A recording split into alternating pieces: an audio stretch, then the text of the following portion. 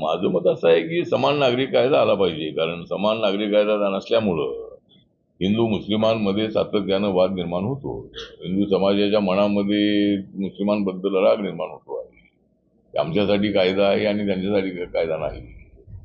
आणि त्यामुळं आपण थोडंसं हिंदू मुस्लिमान एकत्र आणण्यासाठी समान नागरी कायद्याची आवश्यकता आहे. आणि तो कायदा मुस्लिमांच्या विरोधामध्ये नाही, उलट मुस्लिमांचं पॉप्युलेशन थोडं कंट्रोल करण्यासाठी, मुस्लिमांची आर्थिक उन्नती होण्यासाठी त्याची नितांत अशी आवश्यकता आहे. त्यामुळे समान नागरी कायदा जर आला तर आपण आता जसं फॅमिली प्लॅनिंगच्या माध्यमातून अनेक कुटुंबामध्ये आता पूर्वी तर 10-10, 12-12, 14-14, 15-15 मुलं व्हायची.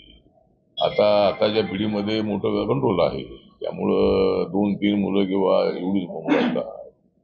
त्यामुळं जर मुस्लिमांमध्ये जर हे थोडं कंट्रोल झालं तर त्यांच्या कुटुंबाची आर्थिक सोबत आणण्यासाठी त्याचा चांगला उपयोग होणार आहे. त्यामुळे माझं मत असं आहे की समान नागरी कायदा आला पाहिजे असं माझं मत आहे. आता 24ची निवडणूक आता आलेली आहे. त्यामुळं प्रकाश आंबेडकरांची जी भूमिका आहे त्यांनी एक तर रिपब्लिकन म्हणून त्यांनी काम करणं आवश्यक होतं. बाबासाहेबांचा पक्ष रिपब्लिकन पक्ष आहे आणि त्या पक्षामध्ये प्रकाश आंबेडकरांनी काम करणं अत्यंत आवश्यक होतं. माझं त्यांना अजून आव्हान आहे की आपण सगळ्यांनी मिळून बाबासाहेबांचं मिशन पुढे चालवलं पाहिजे. आणि आपण जर पक्षाचे अध्यक्ष होणार असाल तर मी माझं अध्यक्षपद सोडायला तयार आहे. आणि त्यांच्या नेतृत्वाखाली पक्ष देशभरामध्ये, महाराष्ट्रामध्ये बळकट होऊ शकतो.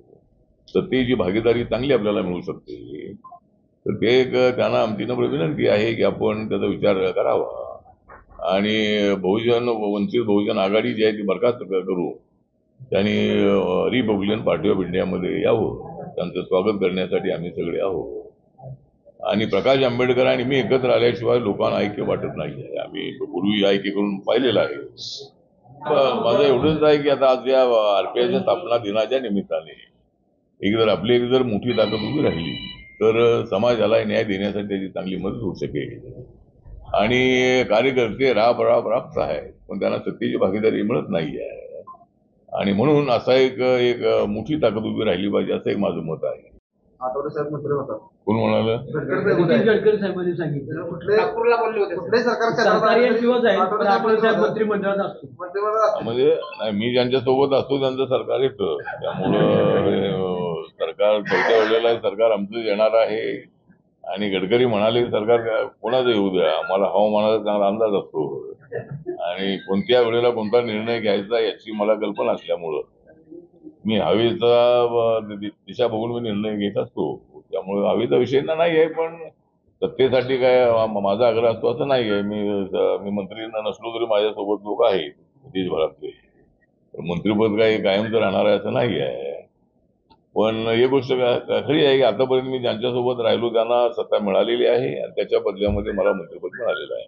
आमची महायुतीकडे आमचा आग्रह होता की लोकसभेमध्ये 2 जागा मला मिळाव्यात आणि 2 जागा निवडून आल्या तर आरपीआयला महाराष्ट्रामध्ये मान्यता मिळणार आहे.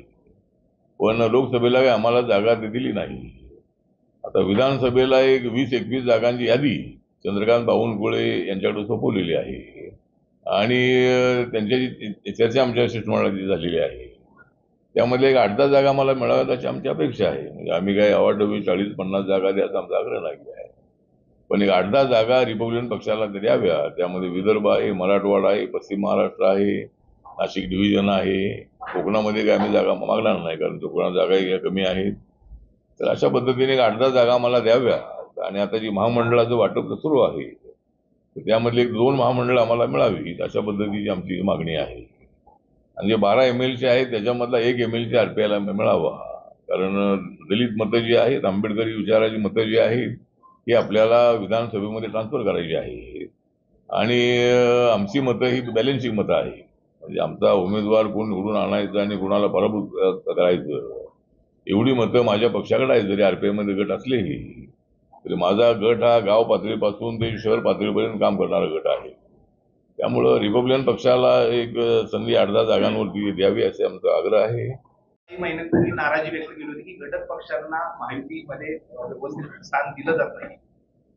त्यामध्ये आता स्थान दिलं जात नाही म्हणजे आता आमचे पक्ष छोटे पक्ष आहे. तर हे 3 मोठे पक्ष आल्यामुळं आमचं पक्षाकडे त्यांचं दुर्लक्ष असं नाही आहे. पण जरी यांचं थोडं दुर्लक्ष असलं महाराष्ट्र लोकांचं, तर नरेंद्र मोदींचं माझ्याकडे लक्ष आहे. त्यामुळं मला अडचण अजिबात नाही आहे. पण महाराष्ट्रामध्येही थोडंसं त्यांनी लक्ष दिलं पाहिजे. एक तर रिपब्लिकन पक्षाला एकदम गृहीत धरू नये, आणि त्यांची अडचण ही दिसते की 3 पक्षांचं सरकार आहे, कारण आमचा मंत्री त्यामध्ये नाही आहे. आणि दुसरी गोष्ट अशी आहे की माझं नाव घेतलं की मग महादेव जानकरचं नाव घेतलं पाहिजे. मग दुसरे आपले शिवराजा पक्षाचे काय आपले विनायक मेटे मिटिंग विशेष आहे, सदाभाऊ खोत आहे, तर हे सगळे ते त्यामध्ये आहे. त्यामुळे त्यांची अडचण असेल, पण तरीही आमच्याकडे दुर्लक्ष होऊ नये. आम्ही प्रामाणिकपणानं ज्यांच्यासोबत असतो त्यांना ताकदीनं आम्ही पाठिंबा देत असतो. काँग्रेस सोबत होतो तर मी काँग्रेसला मोठं यश आणण्याचा मी प्रयत्न केलेला आहे. तर बीजेपी सोबत आम्ही आहोत. काय मनाच्या गोष्टी राजकारणामध्ये कराव्या लागतात. एकदम झटकापटकी निर्णय घेऊन त्याचा फायदा होत नाही आहे. आणि विचार करून आम्ही शिवसेना बीजेपी सोबत देण्याचा निर्णय घेतला. आम्ही महाराष्ट्रातल्या पत्रकारांबरोबर, विचारवंतांच्या सोबत, कार्यकर्त्यांसोबत चर्चा करून हा निर्णय घेतलेला आहे. त्यामुळे आपण म्हणताय त्याप्रमाणे थोडी अडचण आहे, म्हणजे आम्हाला गृहीत धरलं जाते गोष्ट खरी आहे, पण आम्हाला सन्मान मिळावा अशी आमची मागणी आहे.